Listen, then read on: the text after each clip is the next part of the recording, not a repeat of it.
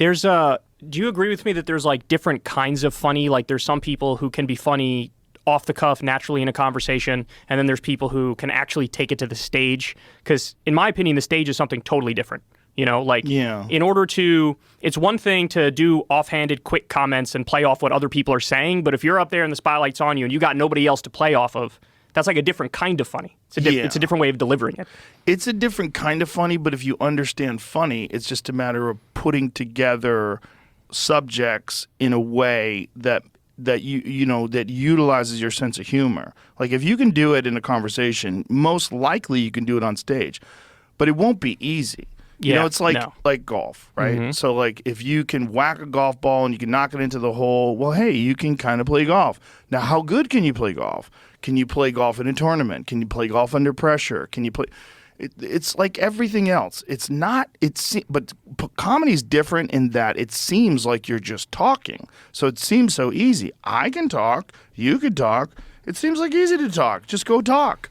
But once you start doing it, you realize like, oh, this is like a mass hypnosis I'm doing. This is way more complicated than you think it is. But it can be done. But it's not like, you know, there's certain things if you're physically limited, you're never going to be able to do. You know, like if you're frail, you're never going to be a linebacker. Mm-hmm. It's insurmountable. But if you're funny, you can figure out comedy. It's just how much effort do you put in? How much time do you put in? How objective are you about your skills? You know, how introspective are you? How well can you see how people are perceiving what you're doing? What's the flaws in your delivery and what's the flaws in the way you're piecing the material together? I mean, it's complex. Yeah, I feel like there's so much pressure for a comedian because you have to get laughter within reasonable time frames. Yeah. So you could try, if 2 or 3 punchlines flop in a row, now all of a sudden people are thinking like you're bombing. Yeah, and you lost the crowd. You know what I mean? You have lost the crowd. That's a very difficult thing because you compare it to something I do where I do like political commentary. I don't need a laugh. If I get a laugh, it's just extra. You know, I just get to babble and have like no consequences, and people either accept it or they won't. But it's not the same level of pressure because if I don't get a laugh, it's like he's a commentator. What do you expect? Yeah, exactly. Yeah, it's not easy. I mean, it takes a long ass time to get good at it. Some people are very talented. Like we were talking about Chappelle, like when I met him when he was 19. He was good then. He was really good then. Some people just, they have a better head start. They have a better personality for it.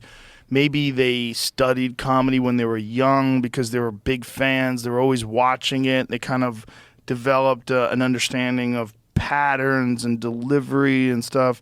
Whereas some people, they're just the funny guy at work and people talk them into an open mic night. But I've seen guys like that. There's this guy that went on to be a executive at Comedy Central, and he kind of stopped doing stand-up. But he used to work in an office somewhere. And one night I saw him do an open mic night thing. It wasn't exactly an open mic night. It was like guys were talking people into going on stage that were funny at work or something like that. And he went on stage and he fucking killed with his suit on, with his tie on. It was really funny. And I remember talking to him and I go, hey man, his name's Jordy Fox. And I remember saying, hey dude, you can be a funny comic, man. You could really do this. And he did it for a little while, but then he just like, whatever reason, he just went on to be an executive at Comedy Central and he kind of stopped doing it. But you saw a spark right away where I was like, if you just focus, you can do it, and drive, you can do this. But that's a big ask for some people. What I find interesting is, and I noticed this from the different comedians last night, some people, the delivery can be totally different and be good in different ways. So some people, like, they tell a story and it's a slow build up to a big punchline. And then other people, like Tony Hinchcliffe, this is the sense I got from him, is that when he talks, every word seems kind of like weighty. Like everything kind of lands. And he's getting a laugh every, 20 seconds. Yeah. Where he needs to just say one sentence and boom, the crowd goes off. Whereas some other comedian could sort of build up to a laugh. Yeah. Like little jokes along the way and then hit you with a big punchline. Whereas Tony's is like hitting you over and over and over. And it's very tight. His set was very tight, where it's like every word in this is in a place where I'm going to get the maximum result. Yeah. Which to me, it's like you crack some sort of fucking code to be able to do that.